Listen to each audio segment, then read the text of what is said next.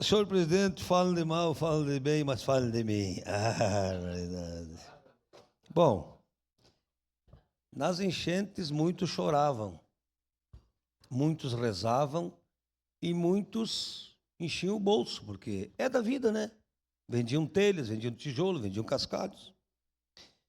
Mas eu quando falo que o ministro Haddad e o prefeito Adiló são conscientes nos gastos, eu fico feliz. Nobre colega que foi secretário da Educação, Edson da Rosa, o ministro Haddad cortou recursos das universidades. Ele é professor. Acho que ele fez porque quis? Não. Ele fez porque nós precisamos manter o equilíbrio fiscal, essas questões. Bom,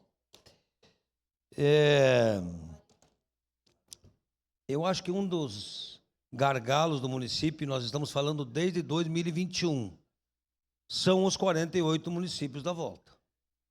E eu tenho muita confiança que o Rafael, com a Mesne, eu fui vice-presidente do parlamento, nós brigamos, e os prefeitos dizem, não, eu já coloco recursos nos hospitais aqui do meu município, não vamos colocar mais recursos para Caxias, mas a alta complexidade vem para cá. Então, pelo menos a conta-referência deveria existir.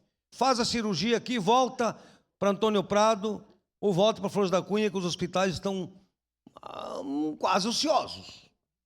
Então, estou muito feliz que no dia 28 estarei lá na assinatura do consórcio das 31 escolas infantis, lá no Nossa Senhora de Saúde.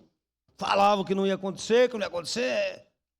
Dia 28, assinatura, lá no Nossa Senhora de Saúde, com o consórcio. Logo inicia a construção de 31 escolas. Então, nobre presidente, eu votarei sim, tenho certeza, não tem nada a esconder, está aí o secretário vindo explicar, mas a cidade anda bem. Ficamos tranquilos que a cidade anda bem. Obrigado. Obrigado, vereador D'Ambrós.